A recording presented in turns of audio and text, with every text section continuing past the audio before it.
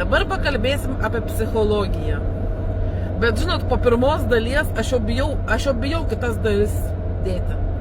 Nes jeigu jau taip visi jautriai sureagavo į pirmą dalį, kur ten tiesiog apie sveikatą tik pakalbėjom, ten tiesiog nušakės. Aš nesuprantu. Ir čia greičiausiai, jeigu jūs furistai esate tokie jautrus, nežiūrėkite mano video. Nežiūrėkite. Jeigu jūs tokie jautrus ir viską priimate asmeniškai ir taip siaurai mąstote, tai aš nusišneku, tai aš čia kaip gydytoja šneku, taigi aš neišgalvoju šitų ligų. Tos visos ligos yra moksliškai įrodytos. Vairuotojų ligos moksliškai įrodytos. Ir jos neatsiras iš karto, ten po metų, po 2.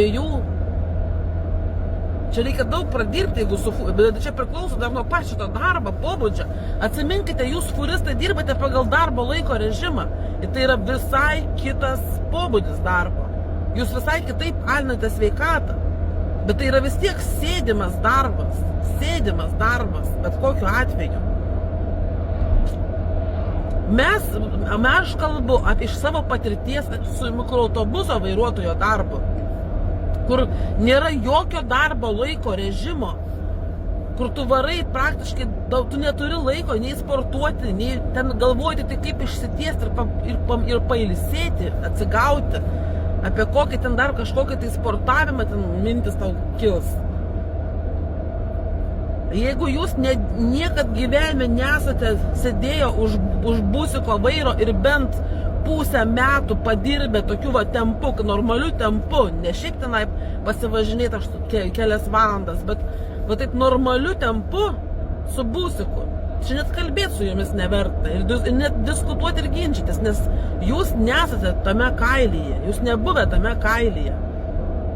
Aš pilnai tikiu, kad tenai dirbant su tacho pagal darbo laiko režimą ten ir sportuot gali, ir ilsėtis, ir ten sveikai kažkokia tai gyvenseną ten daryti, ir save tenai kažkaip tai lavinti. Pilnai sutinku, kad galima. Aš ten irgi turbūt jau nuo tiek poilsio tenai, aš nežinau tenai, prigalvočiau daug ko. Bet čia tu galvoji tai kaip pailsėti ir kaip ištiest kojas, nes visą laiką sėdėjimo būsenoj būni. Vienu žodžiu, jeigu jūs tokie esate jautrus, nežiūrėkite mano video. Čia tinka daug kas tiems ir furistams, bet nežiūrėkite mano video, jeigu jūs nemąstote labai plačiai, nesidomėte daugiau niekuo ir galvojate, kad aš tik tai apie fūras kalbu. Aš ne ant fūros dirbu, žmonės. Todėl aš vis tiek toliau tęsiu savo ciklą, nes vis tiek, gal sakau, dėl to kiti apie tai ir nekalba, nes visi labai jautrus ant to dalyko. Labai suasmeninina viską. Aš kalbu apskritai. Tai, kaip sakant, kad žmogus žinotų, ko tikėtis. Ten nėra 100%, kad bus taip ir ne kitaip. Aš ne ekspertas, aš tai kalbu statistiškai. Kad vienam taip, kitam taip, vis tiek kažkiek yra to subjektyvumo. Bet tai, kad išvelgti ir darbo tą, kaip sakant, kas su kuo dirba.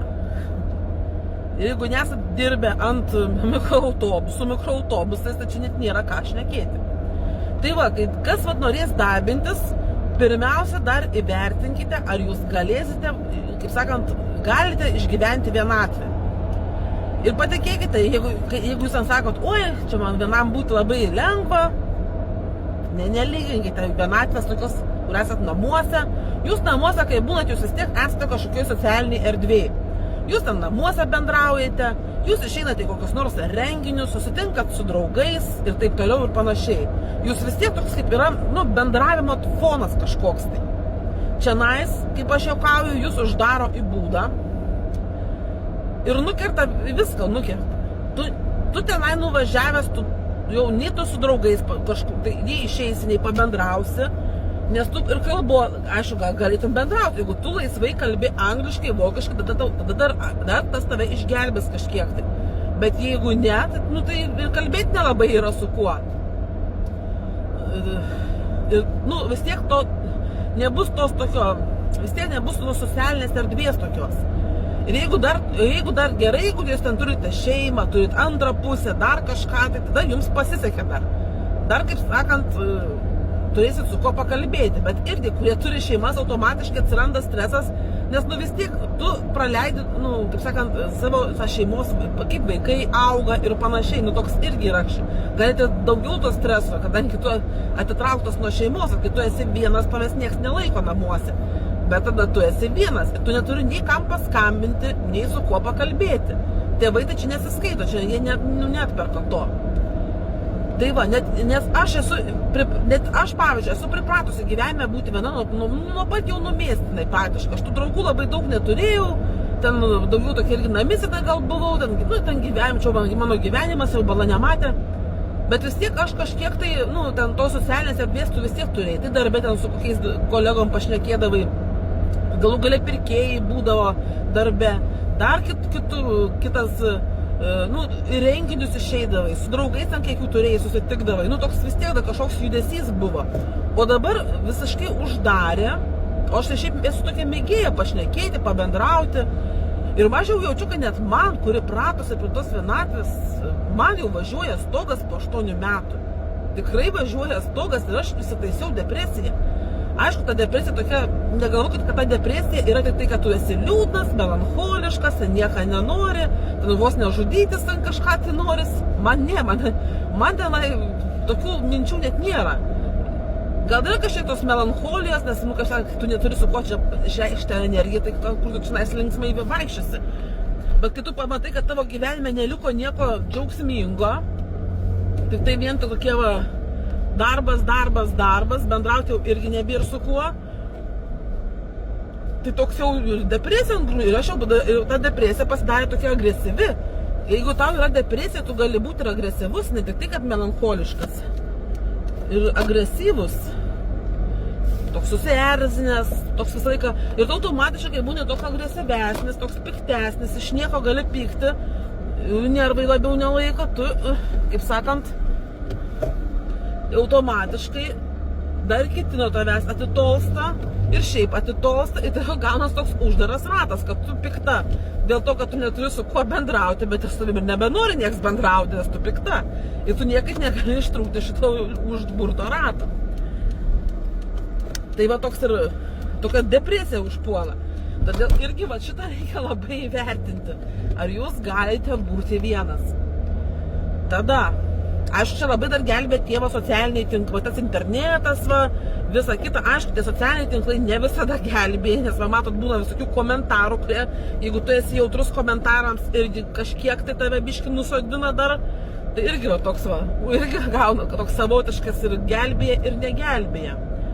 Taip pat reikia įvertinti psichologiją, ar jūs esate atsparus visokiam stresui ir viską, nes jūs visą laiką būsite vis tiek tokiam kaip savotiškam strese, nes reikės vairuoti, būti atidžiam kelyje, saugotis visokių pavojų ir panašiai.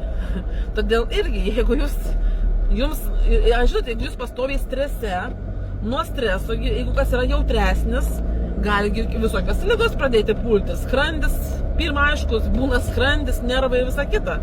Ir nuo to gali toliau eiti. Todėl irgi, jeigu esate labai jautrus tam, būkite atsargus tokį darbą rinkdamiesi. Tai va tokia ta psichologija. Čia darbas yra sunkiausias ne fiziškai, o psichologiškai. Aišku, apie čia yra ir fizinio to darbo, viską, ten ir tu pavargsi, čia tas nuovargis, bet vis tiek čia labiau tave vargina tas psichologinis nuovargis iš tikrųjų. Nes tu pavargsi gal ne tiek nuo to vairavimo, kad ten tu vairuoji, nes kas čia sėdi ir vairuoji, bet vis tiek tu visą laiką važiuoji įtampoje. Plus tau pavargsti nuo tos masės mašinų, nes tu visą laiką turi vis tiek atidžiai vairuoti. Ir tas grinai to pačio maršruto, nes nieks nesikeičia. Labai toks daug to psichologinio momento. Aišku, reikia ir mokėti nusiteikti. Reikia mokėti nusiteikti, kad jūs nebūtumėt labai toks irgi, kaip sakant, įlindęs į save, mokėti, kaip save motyvuoti. Svarbiausia ta psichologija, save mokėti pakreipti, kaip save motyvuoti, kad išeiti iš tų būklių. Todėl taigi ir nepriimkit šito viso mano pasakojimo vėl kaip nors ten asmeniškai. Ir labai tenai, jeigu jūs esate atsparus ir su jumis viskas gerai, tai čia viskas gerai. Čia aš tik tai perspėju visi, kurie eina į šitą darbą, kad žinotų, kas gali jūsų laukti. Ir tai neištiks per vieną dieną, tai yra ilgo darbo įtaka. Man jau pradėjo reikštis po 4 metų, tas visas toksai jau blogumas. Nes pirmus 2 metus tau yra viskas įdomu, ir tenai tau, kaip sakant, rožiniai akiniai, tau pirmus, aš net pavyzdžiui visus tos blogerius, kurie tenai filmuoja, arba tai tokius krusotingi ir kalba, aš juos galiu, pagal tai, kaip jie kalba, aš galiu pasakyti, kiek metų jie dirba. Visada atspėsi. Pirmus 2 metus visi yra labai entuziastingi, ir labai teigiamai apie viską šneka. Jau tada, žinok, dirba tai pirmus metus.